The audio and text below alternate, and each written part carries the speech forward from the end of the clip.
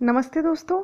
आज हम महादेवराव सप्रे की एक टोकरी भर मिट्टी यह कहानी देखने वाले हैं। वैसे ये कहानी बहुत ही छोटी है, बहुत ही छोटी, यानी लगभग 1-1.5 पेज में ही ये कहानी है। और इस कहानी में सिर्फ 2 ही पात्र हैं, लेकिन एक संदेश बहुत अच्छा इस कहानी में दिया गया है।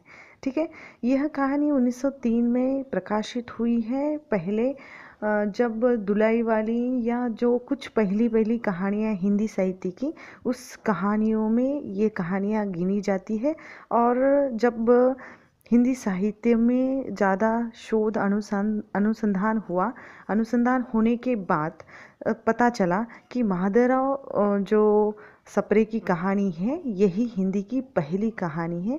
जो रामचंद्र शुक्ल ने अपने इतिहास में इसका जिक्र नहीं किया गया है, लेकिन बाद में जो इतिहासकारों ने अपने इतिहास ग्रंथ लिखे तो उन्होंने ये कहा है कि एक टोकरी भर मिट्टी कहानी कला की दृष्टि से और पहली कहानी में इस कहानी का स्वरूप भी वैसा है और पहली कहानी इसे कहा जा सकता है। और यही 1903 में प्रकाशित हुई थी। ठीक है, अब इस कहानी में जो 2 पात्र है, उसका एक पात्र है जमींदार और दूसरा है गरीब अनाथ विधवा। हालांकि इसके नाम नहीं दिए गए हैं, सिर्फ जमींदार और गरीब अनाथ विधवा ऐसे कहा है।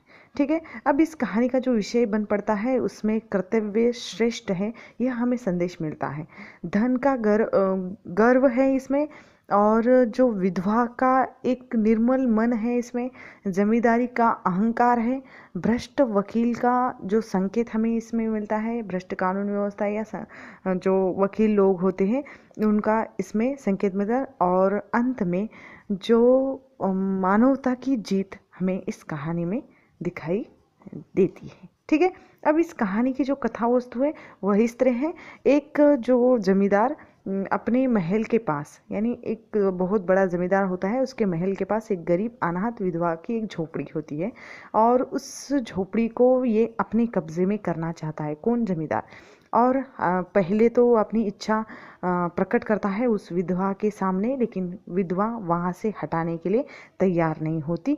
वह मर सकती है उस झोपड़ी में ही, लेकिन वह उस झोपड़ी को खाली नहीं कर सकती। विधवा के जो पति, उसका प्रिय पति ऐसा दिया है, और वह प्रिय पति और इकलौता जो पुत्र था उनकी मृत्यु हो गई है। झोपड़ी में ही उनकी मृत्यु हो गई, यानी उसी जगह पर रहते रहते उनकी एक जो बहू थी उसकी भी जो अपनी छोटी सी बच्ची, यानी एक छोटी सी कन्या को छोड़कर 5 बरस पहले उसकी भी मृत्यु हो गई। यानी अब उस बुढ़िया को एक छोटी सी नाती है, और उस नाती को लेकर यानी नाती पोती है, और उस पोती को लेकर वह अपना जो वृद्ध काल का समय है वो बिता रही है, और एकमात्र वही पोती उसका आधार है। ठीक है, अब इसमें पूरे जो घटना इसमें ऐसी बताई है कि वह जो जमींदार है अपने इस महल के पास की झोपड़ी को अपने कब्जे में करना चाहता है, और पहले तो वो अपने ताकत का इस्तेमाल करते हुए उस जो बुढ़िया है या उस गरीब विधवा को वो निकालना चाहता है, लेकिन वह नहीं मानती। तो वह अपने कानून का या बहुत सारे वकीलों को पैसा वैसा देकर वो खरीद लेता है और उस झोपड़ी को अपने कब्जे में कर लेता है। अब बेचारी ये तो अनाथ है और कहीं कोई भी आसरा नहीं है उसके पास, ऊपर से विधवा भी है और कोई रिश्ते में नहीं है, तो अपनी छोटी सी पोती लेकर बेचारी कहीं आस पड़ोस में ही जाकर रहने लग जाती है। अब एक दिन श्रीमान जो जमींदार है वह अपने झोपड़ी के पास टहल रहे थे और लोगों को काम बता रहे, यानी नौकरों को वो काम बताते हैं कि उस विधवा के जो झोपड़ी है उसमें शायद वो कुछ काम करना चाहते। और वहाँ एक समय वो विधवा आ जाती है, और आ जाने के बाद उसे कहती है कि विनती करे। पहले तो वह जमींदार बहुत बिगड़ जाता है और उसे नौकरों को बाहर करने के लिए, हटा देने के लिए भी कहता है, लेकिन वो गिड़गिड़ाती है, बहुत विनती करती है। विनती करने के कहती है कि मैं आप समझ गई हूँ कि ये जो झोपड़ी है आपकी है, मैं झोपड़ी लेने बिल्कुल नहीं आई हूँ, मुझे क्षमा करें, लेकिन मेरी एक विनती है कि मैं इस झोपड़ी से एक टोकरी भर मिट्टी लेकर जाना चाहती हूँ। और वह कहती हैं कि मैं अपना जो इस मिट्टी को घर लेकर जाकर मैं अपने पोती के लिए उस मिट्टी का एक चूल्हा बनाकर उस पर खाना बनाना चाहती हूँ, क्योंकि मेरा अंतिम जो एकमात्र आधार है मेरी पोती है, और जब से हम ये झोपड़ी खाली करके गए उसने खाना पीना छोड़ दिया है। ये विनती सुनने के बाद जमींदार उसे एक टोकरी भर मिट्टी लेकर जाने के लिए अनुमति दे देता है। और जब वह अंदर चली जाती है और आज्ञा लेती है, और अंदर चली जाने के बाद उसे पूरा अपना भूतकाल स्मरण हो आता है और उसकी आंखों से आंसू गिरने लगते हैं। अब आंतरिक तो दुख बहुत होता है, लेकिन एक टोकरी भर मिट्टी भर लेती है और हाथ से उठाकर वो बाहर ले आती है। और बाहर आने के बाद उस जमींदार को वह कहती कि महाराज कृपा करके इस टोकरी को ज़रा हाथ लगाइए और मुझे थोड़ा उठाने में, मेरे सिर पर धरने के लिए मुझे मदद करिए। जमींदार पहले तो नाराज़ होता है, लेकिन बाद में वह बार विनती करती है, हाथ जोड़ती है, पैरों तले गिरने लगती है, तो वह जमींदार अपने नौकरों से न कहकर स्वयं ही उस टोकरी को उठाने लगता है। पहले वो उठाने के लिए हाथ बढ़ाता है, लेकिन टोकरी हिलती भी नहीं है। बाद में वो थोड़ी और शक्ति लगाता है, फिर भी हिलती नहीं। उसने और ताकत लगाकर, यानी पूरी ताकत इकट्ठा करके उसने उस टोकरी को उठाना चाहा, लेकिन उठती नहीं। और वो कहता है ये टोकरी मेरे हाथ से न उठेगी, और लज्जित हो जाता है।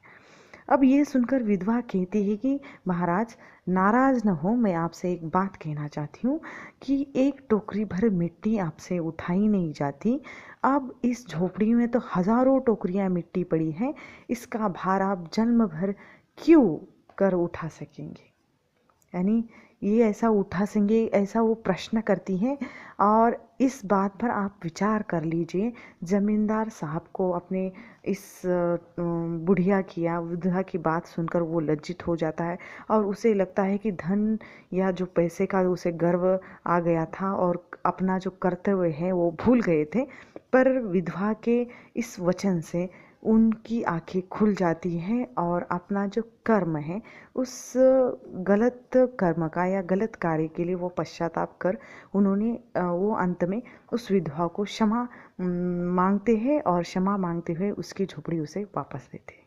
ठीक है, यहाँ पर यह कहानी समाप्त हो जाती है। कहानी से हमें संकेत मिलता है कि जैसे अंत में इस कहानी का सुखद जो समापन हुआ है, और इसमें जो सुखद समापन के बाद उस विधवा की या उस बुढ़िया की जो अनाथ थी, उसने अपनी झोपड़ी कैसे पाली, वचन सुखा एक जो अच्छा जो वचन सुनाती है, और उसके बाद भी कर्तव्यनिष्ठ को वह आदर्श मानती है। और उसके साथ ही वह धन का जो गौरव है, पैसा किसी के साथ भी आता नहीं है, और जो कर्तव्य को श्रेष्ठ मानती है वही जिंदगी में सफल होते हैं, अच्छे व्यक्ति होती है। और इसमें वो वकीलों को खरीद कर जैसे अपने कब्जे में करता है, वो गरीब जो विधवा है उसका साथ न देकर धनाढ्य पैसे वाले लोगों का साथ देते हैं। इसका भी हमें संकेत मिले। छोटी सी कहानी है, लेकिन एक अच्छा संदेश हमें छोड़ जाती है। ठीक है, अब इस टोकरी भर मिट्टी कहानी को आपको सुनने के बाद कैसा लगा मुझे कमेंट करके बिल्कुल बताना है। और बहुत सारे कमेंट और लाइक भी आ रहे हैं, तो मैं आप लोगों को बताना चाहती हूँ कि नेट का पूरा पाठ्यक्रम यानी संपूर्ण पाठ्यक्रम तैयार करने की जिम्मेदारी मेरी है। मैं पूरा पाठ्यक्रम एक एक करके पूरा कर दूंगी। लेकिन कुछ भी अगर गलतियाँ हो रही हैं, कुछ समझ में नहीं आ रहा, तो मुझे बोल दीजिए। मैं अपने आप में सुधार करने के लिए ही बैठी हूँ। उस बहाने मेरी गलतियाँ मुझे पता चल जाएगी। ठीक है, धन्यवाद।